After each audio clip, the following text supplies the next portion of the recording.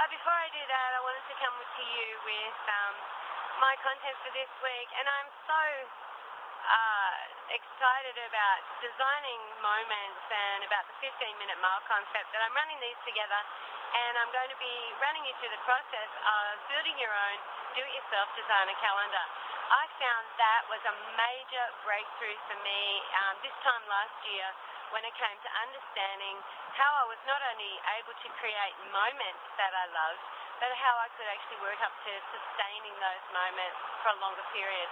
So I'm going to be looking at how what you need to ask yourself first is, how do I want my life to look? And instead of thinking of a single day or a week or a weekend, I want you to look at a full 31-day calendar month. And then what we're going to do is work through the process, like my Do-It-Yourself Designer Calendar album on Facebook. We're going to work through that process of what it is we want to have in those days, weeks, and in that month. And we're going to be diverse, and we're going to have fun, and we're going to play with things that we're passionate about. And we're going to play with the idea of 15-minute tasks as well. We're going to put it all together and come up with something that's amazing. And it's never set in stone. You know, your reality is as fluid as the thoughts that create it. So it's ever morphing, ever changing, ever shifting like the sand, and like everything else around you, which is how life is and how it should be. Keeps it fascinating, keeps it interesting. So have a look at the blog, get your foundations ready, and I'll be back tomorrow with the next step on creating your do-it-yourself designer calendar. See you later. Do-it-yourself designer calendar, make the moments last.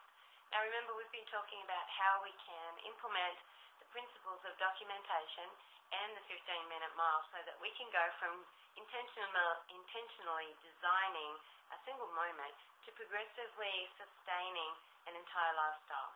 All right, and the added part to this is using the whole process of the Do-It-Yourself Designer Calendar.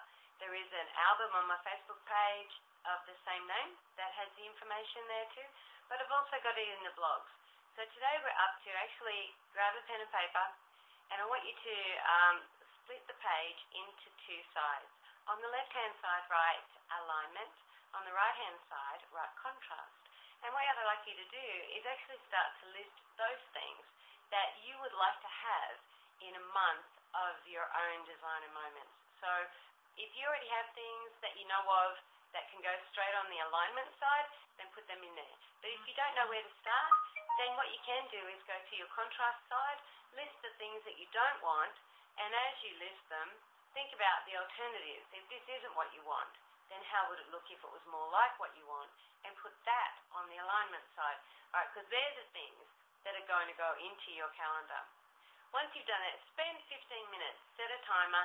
Spend 15 minutes doing this. Don't make it bigger than it has to be. You can spend another 15 minutes on it later if you don't get it finished. But do this in 15-minute lots. There's a reason why using a 15-minute with a timer is important, and I'll explain it as we go along. So the next exercise, after you've got a list of things that you'd like to have in your Do-It-Yourself Designer Calendar, is to actually draw up a calendar month for yourself. The dates across the top, 7 rows, 5 rows down, so that you have 5 weeks and have room for 31 days. Number them, and then from your list, start to place some of those things in week 1, in week 2, on the different weekends, and do this as a 15-minute exercise as well. Set the timer, and whatever you get done in 15 minutes is what gets done in 15 minutes. It is progressively taking you toward completing it, and as long as you come back and do another 15 minutes when you have it, then you're always working toward the goal. Don't worry if things don't get finished. If you get to the end of 15 minutes, you've finished 15 minutes, and that's what you needed to do. Okay? So read up on the blog, get your next bit of detail, and I'll talk to you again soon with the next part of how you can do-it-yourself designer calendar, sustain your own moments. See ya. With Do-It-Yourself Designer Calendar, Making the Moments Last, Part 3. Now, you should have a list of things that you can put on your calendar, and you should also be doing pretty well at thinking about the kind of life you would like to create for yourself for a month. So we're going to take that information today, and we're going to actually build what I call a resonant connection with all of that content. And the way we're going to do that is through text and images. Now, I'm sure you've heard of vision boards, and I'm sure you've heard of visualizing, and this process is like that, but I think it's a lot more than just that, because a lot of those processes have become somewhat convoluted or diluted as they've been passed around, and people have taken certain aspects and not really applied the depth of them. So with this process, it's pretty hard not to do that, though, because it's all inherent in the process. You can't just look at a picture and not feel something. When you play this game, you get involved. And that's what is the resonant connection. There is no hurry to finish this work. There is no hurry to get to the bottom of your list of desires. There is no hurry to find the images that you're searching for that will adequately depict what it is you want to have in your life. It's the process that counts. It's the process that's actually building that resonant connection for you. It's the process that's sustaining your energy where you want it to be, so that you can become someone who has this desire being fulfilled in your life on a permanent basis. So it's good to get, like I have magazines, I have National Geographics, I have junk mail, I have ads, I have travel magazines, I have all kinds of stuff, Odstar magazines, film and video, everything, all different types. And I collect stuff from everywhere as well. And what happens is, as you focus on these things, you'll find versions of it coming back to you. So as they do, and they come back in versions of styles of things that you can keep, then put them aside for use in your design and calendar. All right. So what happens is that as we begin to play with these images, and as we begin to play with words that mean things, especially for us, then what we see is that desire being sustained and the energy going forward, and we see ourselves starting to create the things that we want in little bits and pieces. So building a resonant connection is all part of the process. There is no rush. You don't need to finish it. Every time you engage with this content and this stuff, you are doing what you want to be doing, making it happen.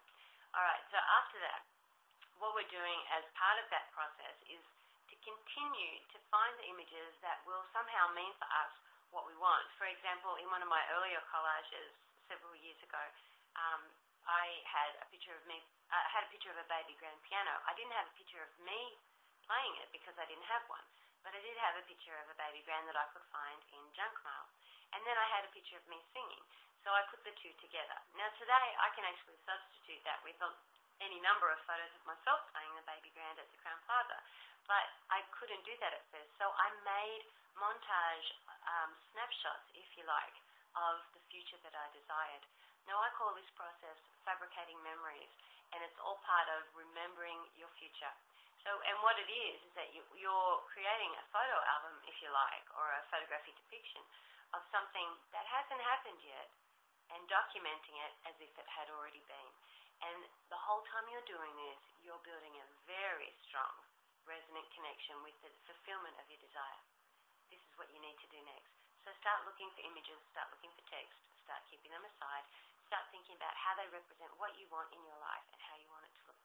I'll be back tomorrow for part 4. Bye. Hi everyone, it's Lisa Shah from Escape Out of the Box, and I've come to you today with part 4 of Do-It-Yourself Designer Calendar, Making the Moments Last.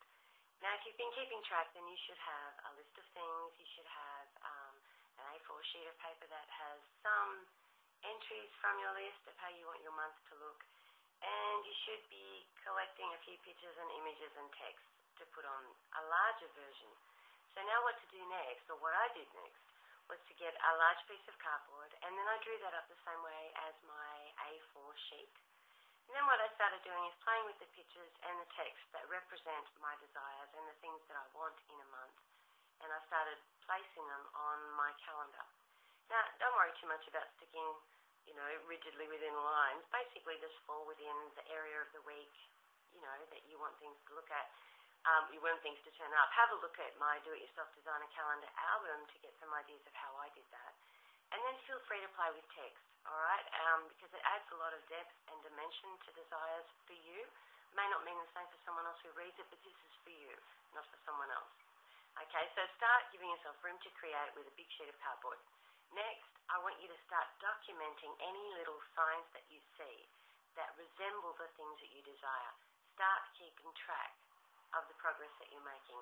Start looking at when something actually starts becoming what you're desiring it to be. I can actually pretty much substitute an awful lot of photos of actual things that I've done now that originally were in my collages that couldn't be done. And you'll see those later in the blog when I put it up. And talking about that, I actually go away for my 10 nights for my 10-10-10 birthday today. So the Do-It-Yourself Designer calendar or Do-It-Yourself Designer Living series will be about what's happening on my 10 nights away. So refer to the blog for extra details, and I would love to hear about anything that's going on that's really happening for you. Thanks, and I'll see you again soon from the road. I don't know.